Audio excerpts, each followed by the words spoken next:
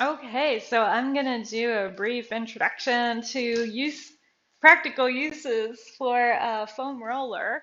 This is a 36-inch high density foam roller from Amazon, and it costs $18 and some change. So a worthy investment. I think it's produced by Amazon. It's not a particular brand name. It's like the off-brand.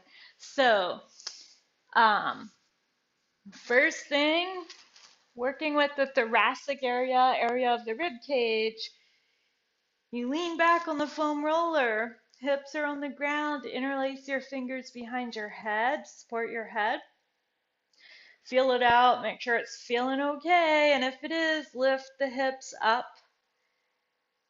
Roll the area of the rib cage. So, bottom of the rib cage. Up through the shoulders, not onto the neck. Roll that.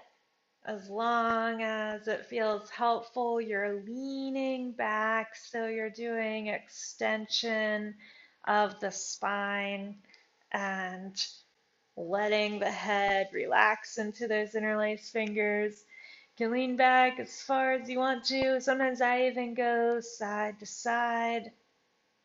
As long as it's not painful, this should feel helpful. It should feel like massage. If anything feels really extreme, please come out of it and talk with somebody who can help you with it, whether it's some massage therapists or yoga instructors or physical therapists or sometimes chiropractor, help you figure out whether this is a safe thing for you to do.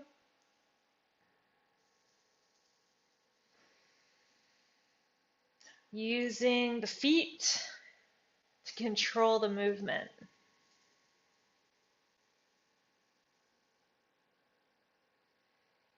All right, release the hips down to come out.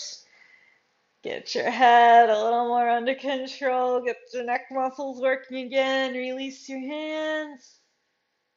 Sit up. All right, that was number one. Second one, hips. Sit on the foam roller. Hands behind you for balance. Take your right ankle on top of your left knee. Shift weight onto your right hip and roll out the muscles. So, lateral rotators of the hip, um, glute muscles, all kinds of muscles in there layered on top of one another, especially work onto the side of the hip.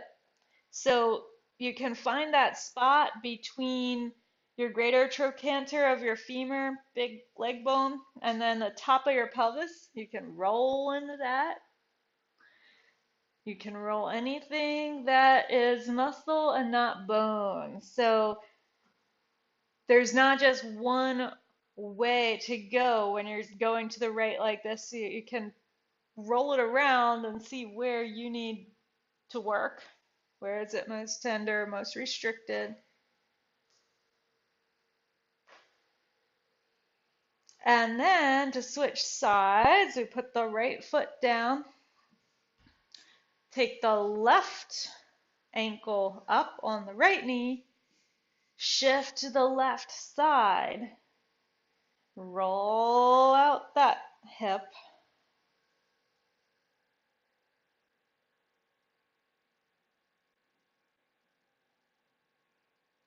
working in slightly different areas, spend more time where it's most sensitive, that means it's most tight.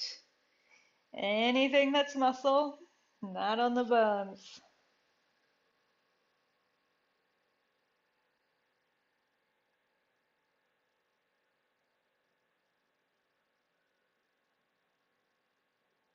And then release this, left leg comes down.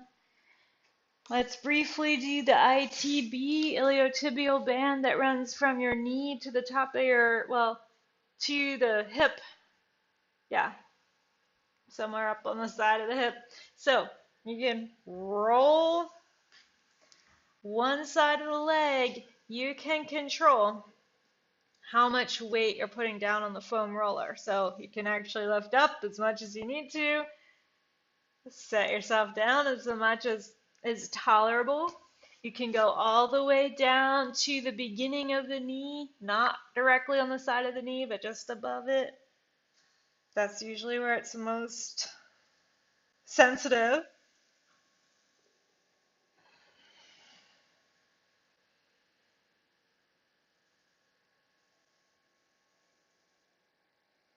And then switch sides. For the sake of the camera, I'm going to switch sides this way.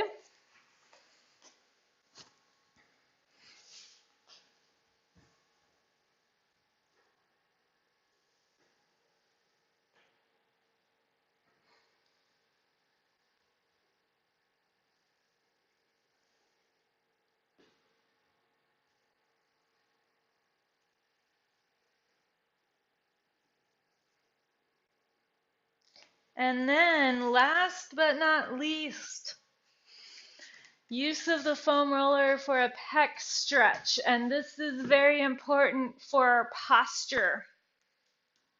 I'll get down and demonstrate it in a moment, but we want to lengthen through the pecs. Pecs go from the sternum out to the shoulders. We want to lengthen through there so that our shoulders can more naturally be back and down. And it helps release tension in the back part of the body. What happens for so many of us is we're driving or we're at a computer or we're carrying around babies or groceries or whatever it is, shortening the pecs. Over time, we start to look more like this. We want to lengthen the pecs, lift the chest, shoulders back and down. So stretch the pecs, i.e. lengthen the pecs using a foam roller. Sit tailbone on one end, lay your spine down along the length of it. Back of the head is on the foam roller. Feet are on the floor for balance. Knees are bent. Arms to a T. And breathe. Here, gravity is doing the work. You get to be and breathe. Gravity is pulling the shoulder blades down on either side of the foam roller. Space across the pecs, across the front of the neck, through the jaw.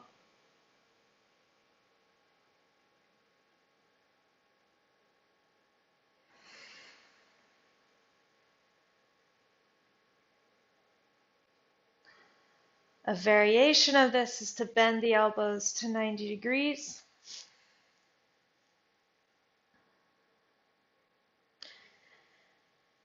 Stretching slightly different areas of the pec major and pec minor muscle like this. It also, for many of us, tends to be a deeper stretch because the arms are not fully supported.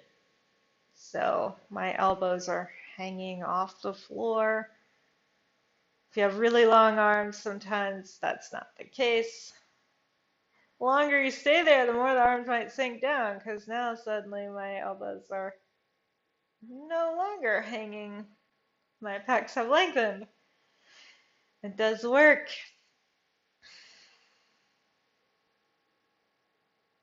Stay here 2 to 4 minutes and breathe.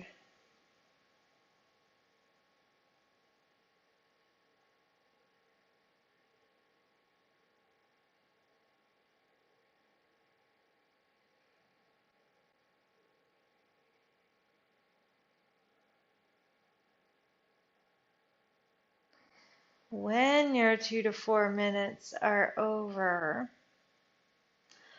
or if your arms get numb, if they have a sensation of being numb and tingling, then you can come out of it by crossing the arms in front of your chest. This puts the pec muscles in a relaxed position, so if you get that numbness and tingling feeling down the arms, it means that some nerves are getting pushed on, and you can bring the arms to a relaxed position till it resets, and then you could go back out into it again. But whenever it's finished and you're done, use your arms on the floor to help yourself sit up. Lift your hips, get the foam roller out of the way, and there you have it.